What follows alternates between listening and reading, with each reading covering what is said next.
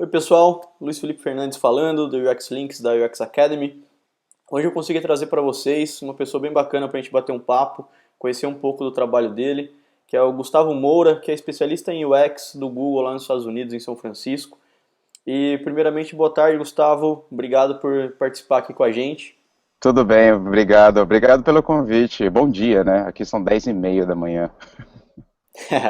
Aqui já são 2h30 da tarde já.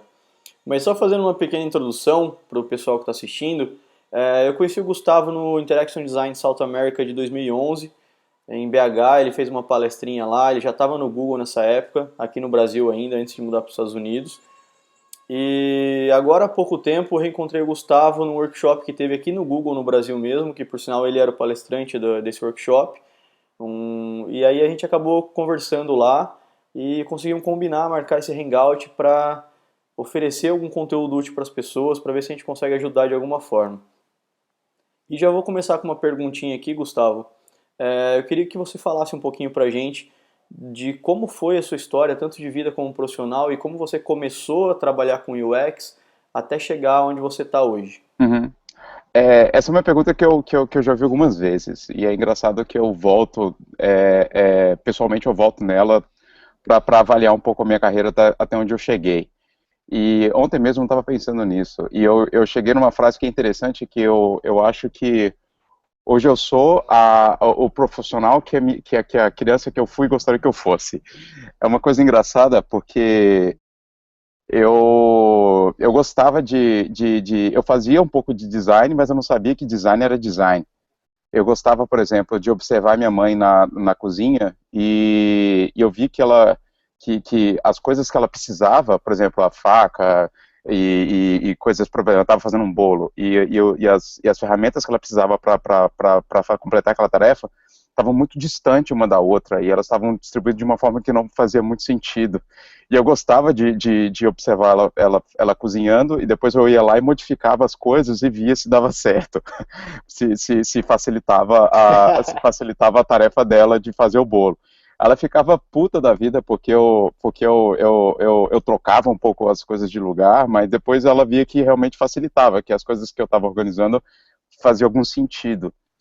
E eu gostava muito de Lego também quando era criança, então eu construía cidades inteiras e era super engraçado porque eu trabalhava semanas construindo cidades de Lego inteiras, assim, e quando tudo estava pronto, aí eu destruía tudo. Assim, eu gostava do processo criativo e da construção da coisa, né?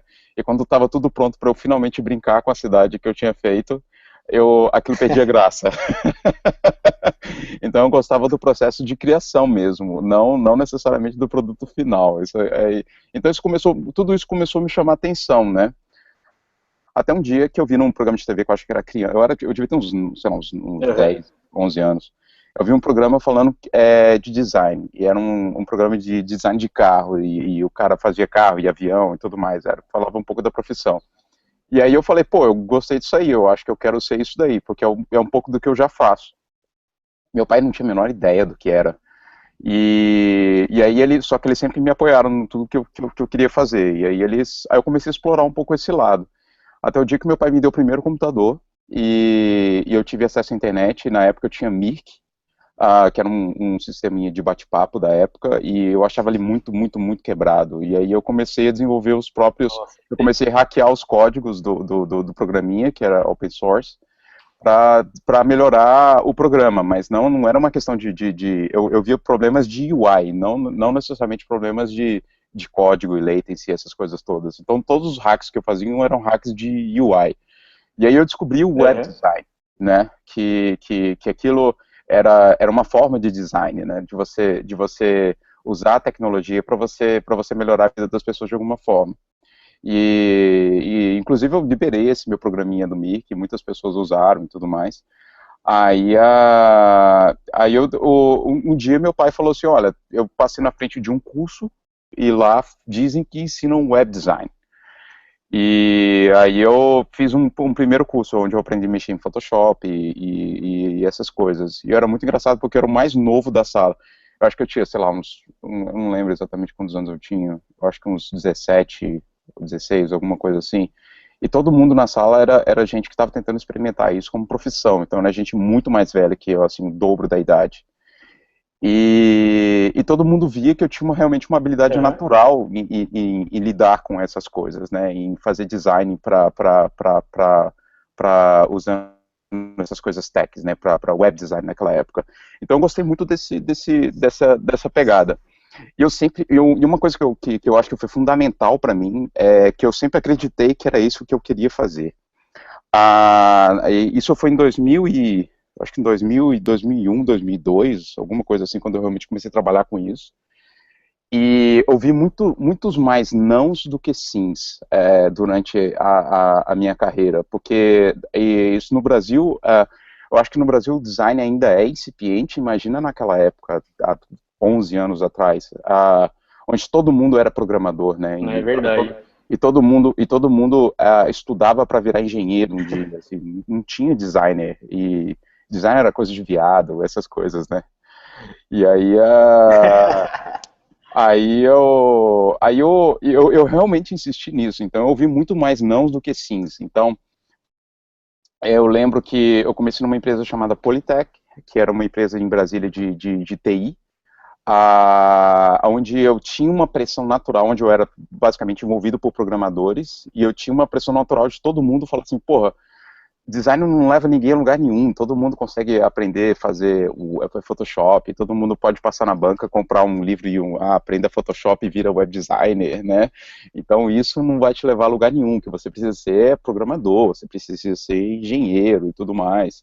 E aquilo não fazia sentido para mim, porque eu sempre achava que design não era só aprender a mexer em Photoshop, era muito mais do que isso. Era o que eu fazia com a minha mãe quando eu era criança, né? Onde eu distribuía melhor e tentava melhorar as tarefas dela na cozinha. Então, para mim, aquilo era design, não era mexer. Photoshop era só um pedaço daquilo. Mas eu não estava totalmente convencido porque as pessoas falavam que aquilo não era certo. Então eu sempre tinha dúvidas no caminho, mas eu sempre acreditei que era aquilo que eu queria fazer de alguma forma. Eu continuo insistindo. Resisti à pressão de virar programador e engenheiro desses meus amigos. E durante esse percurso, a pressão era tanta que eu resolvi sair desse trabalho. E aí eu descobri a agência Clique, que era na época no Brasil, era uma das maiores agências que trabalhava com design, e era uma agência de publicidade. Mas eles levavam o design muito a sério, tanto é que eles tinham um pool Em Brasília. em Brasília, eles tinham um pool de arquitetos de informação, que isso era a parte mais científica, né, que era a parte de UX de verdade, não necessariamente Aham. era um departamento que trabalhava com publicidade. Então, eu consegui entrar nesse time de arquitetos de informação. Eu trabalhei na agência Clique em Brasília por 3 anos, baseado em Brasília. Eu ia muito, eu tinha bastante interação com o pessoal de São Paulo também. Aham. E e foi quando eu me descobri, assim, quando a agência Clique para mim, eu acho que foi uma escola, assim como para muita gente, eu acredito. E o e o e o uma outra coisa que o só um minutinho.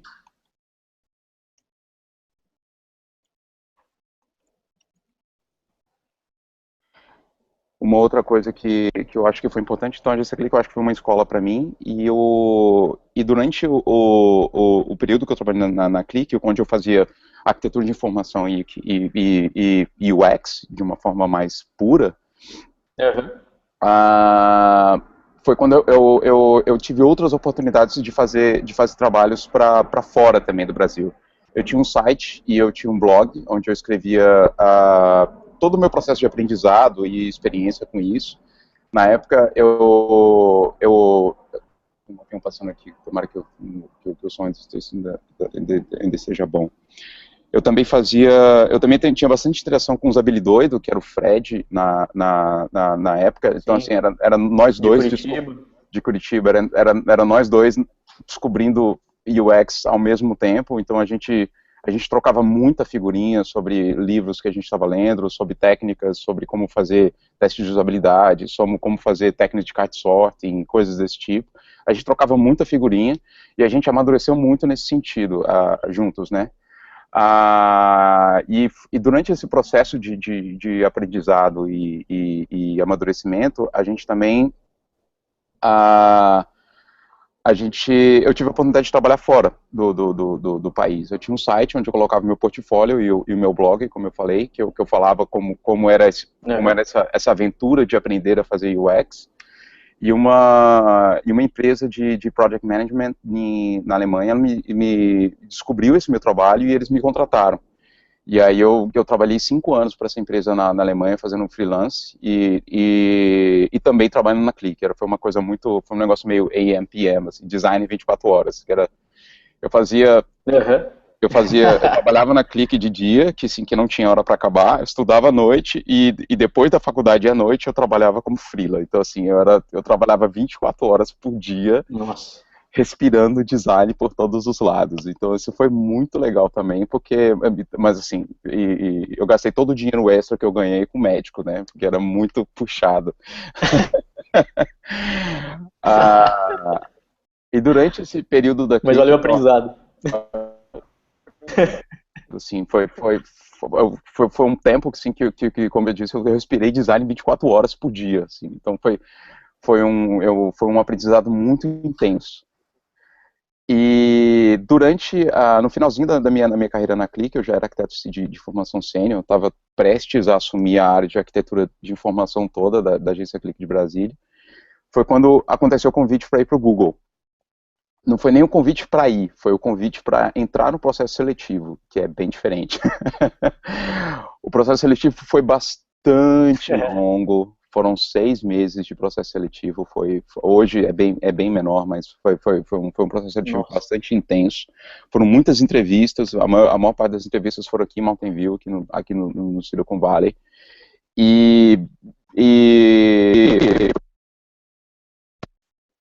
Assim, eu queria muito ir, e eu acho que o Google apareceu numa fase da minha carreira que foi muito importante, que eu estava no auge da minha carreira, e eu estava muito seguro do que eu fazia e do que era aquilo que eu fazia, que eu gostava de fazer e que eu principalmente era muito apaixonado pelo que eu fazia.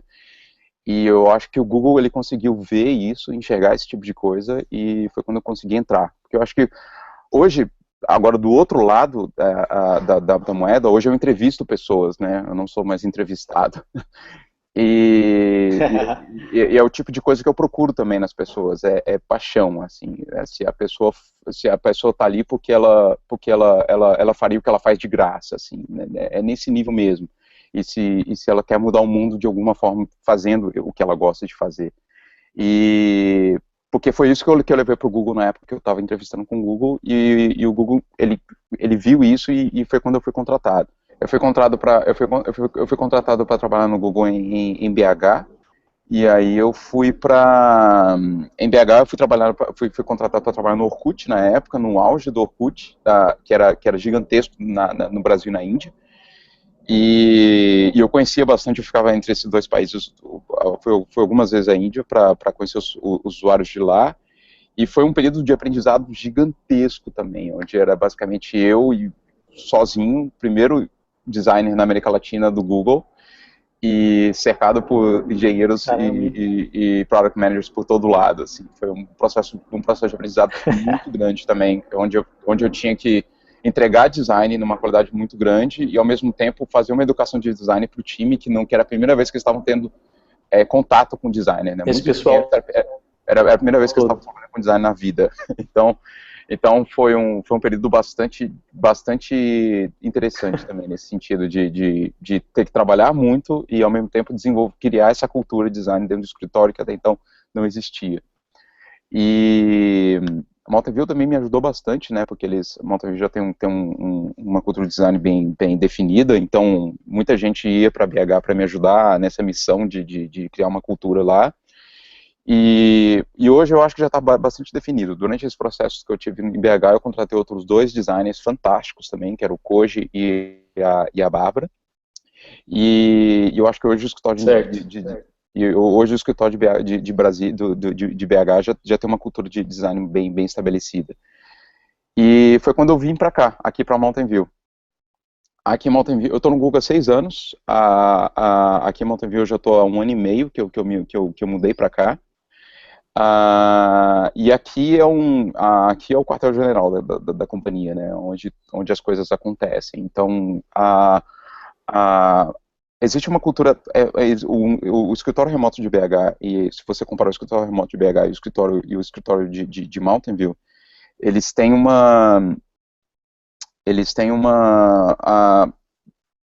a cultura é a mesma, né, o Google ele consegue transparecer a mesma cultura para todos os escritórios remotos, mas trabalhar aqui no quartel-general, aqui no Vale do Silício, é muito mais interessante porque você está próximo quando as coisas acontecem, né? Por mais que a gente tenta conectar todos os escritórios ao mesmo tempo, mas as coisas acontecem aqui primeiro. Então, assim, é muito legal você ver essa energia das coisas acontecendo em tempo real.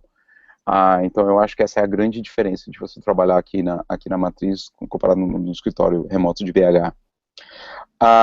Bom, é isso. Eu acho que essa foi um pouco da minha trajetória Sensacional. desde criança até onde eu estou hoje. E essa questão que você falou da diferença, desculpa que a gente está com um lagzinho na gravação aí, às vezes eu estou falando um pouco por cima de você, as frases chegam um pouco atrasadas. Mas aproveitando isso que você está falando aí da questão da diferença entre o Google aqui no Brasil e o Google nos Estados Unidos, eu queria que você falasse um pouco para a gente do que você vê como essa principal diferença, já que você trabalhou como arquiteto de formação em UX em agência de publicidade no Brasil, trabalhou em empresa de tecnologia aqui no Brasil e agora em empresa de tecnologia nos Estados Unidos. O que você acha que a gente aqui no Brasil precisa fazer ainda para conseguir chegar no nível de qualidade que tem as empresas de tecnologia aí nos Estados Unidos? Eu acho que a maior diferença é que é o cliente, né? Eu acho que no Brasil as pessoas trabalham para o cliente, que é o stakeholder, né? Que é o banco, que é a empresa de varejo, enfim, é o cliente que você está atendendo. E a opinião do cliente é o que predomina. Aqui, a grande diferença quando você trabalha no Google, onde a gente não tem cliente, onde a gente não tem cliente de varejo, banco, e nada dessas coisas, o nosso cliente é o usuário. E a gente leva isso muito a sério. Então a gente ouve, tudo que a gente faz é pensando nesses usuários. Eu acho que essa cultura de você focar o design e focar o seu serviço nos usuários no Brasil, ela ainda ela ainda está engatinhando. Eu acho que ela poderia estar melhor amadurecida hoje em dia. Porque o cliente do seu cliente é o usuário, né? Então, eu acho que muitas vezes as empresas no Brasil ainda não enxergam isso. E eu acho que essa é a grande diferença. Parece uma coisa básica, mas não é. Eu acho que é isso que faz toda a diferença dos serviços. Sensacional, Gustavo. E assim, de toda essa carreira que você trilhou, desde aqui do Brasil até os Estados Unidos, o que você acha que foi assim o pulo do gato para você conseguir se diferenciar de alguma forma dentro da área de UX para conseguir chegar onde você está hoje? Eu acho que, como eu falei um pouquinho antes, eu acho que o grande diferencial foi a paixão pela profissão. Assim, foi quando você está apresentando um projeto, você saber contar a história daquele projeto com um brilho nos olhos, assim, que você colocou suor, sangue e coração naquela coisa, entendeu? E que você queria que aquilo realmente desse muito certo. Uhum. Você acreditava que aquilo ia solucionar a vida das pessoas de alguma forma. E não existe a histórias certas nem erradas quando você está contando uma história de um produto para o Google. Existe o quanto de paixão você colocou naquilo. E você precisa, em tudo que você faz, você precisa estar 100% behind, né? 100% acreditando naquilo que você está fazendo, que aquilo vai solucionar um determinado problema que você encontrou no projeto. Então, eu acho que essa paixão foi o que me colocou no Google.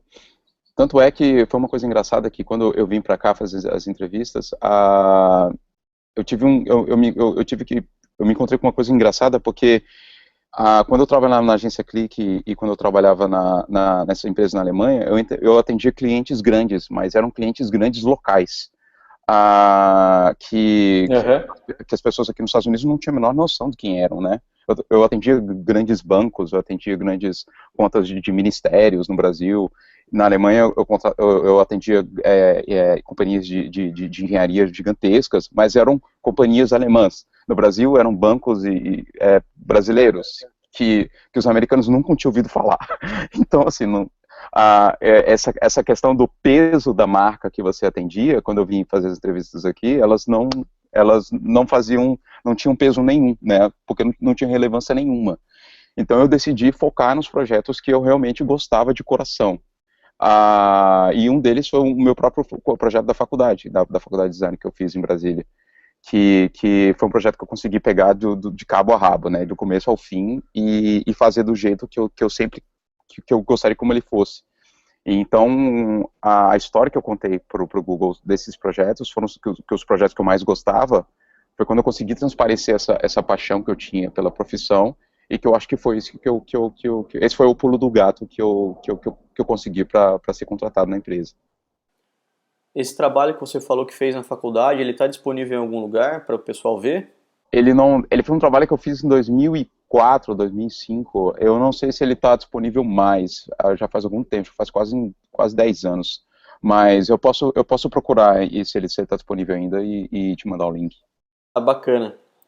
E deixa eu perguntar agora, Gustavo, muitas das pessoas que vão assistir a gente aqui, muitas já trabalham com UX aqui no Brasil, mas muitas delas ainda estão começando a estudar sobre o assunto, se interessam sobre o assunto, porque muitas vezes são designers visuais ou programadores e estão começando a se introduzir na parte de UX. E o que que você recomenda para essas pessoas de como se aprofundar no assunto, como se diferenciar e como de repente galgar uma carreira dentro de UX? Aham.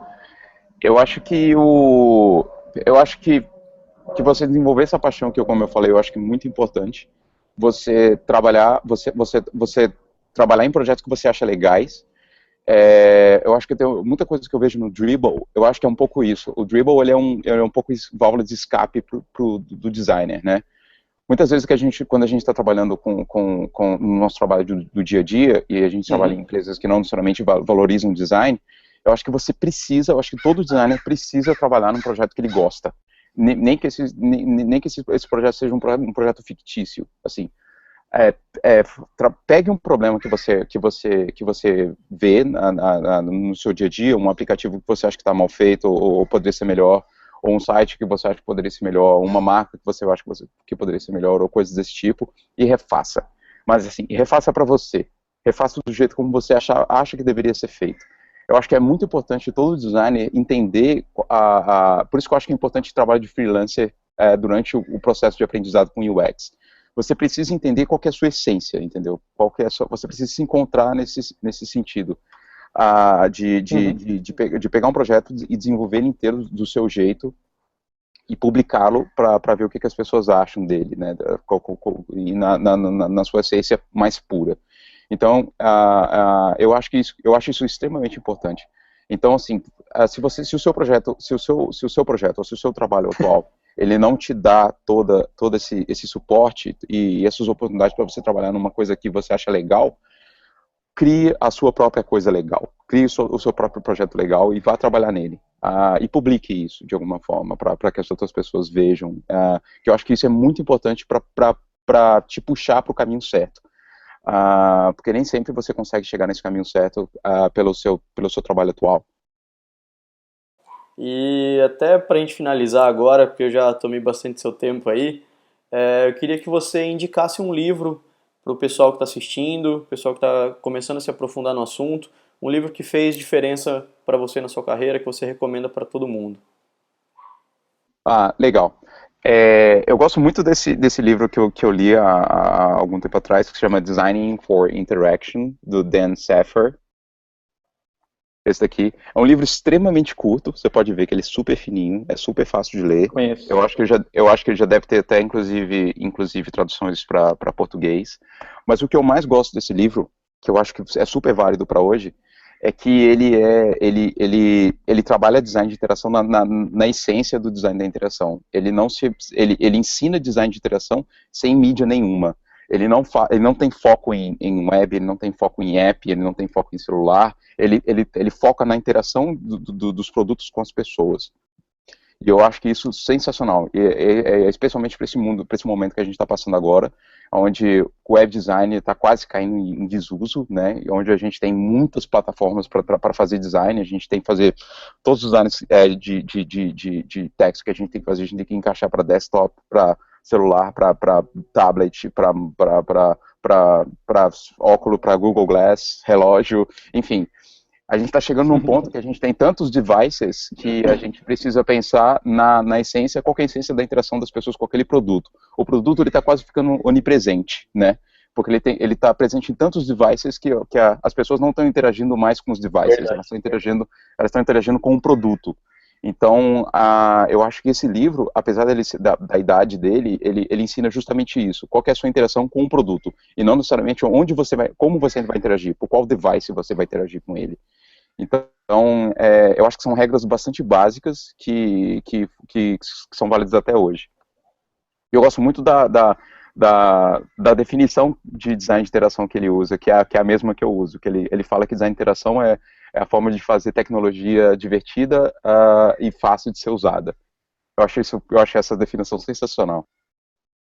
Muito bom. Designing for Interaction, então, do Dan Saffer. Isso, é esse mesmo.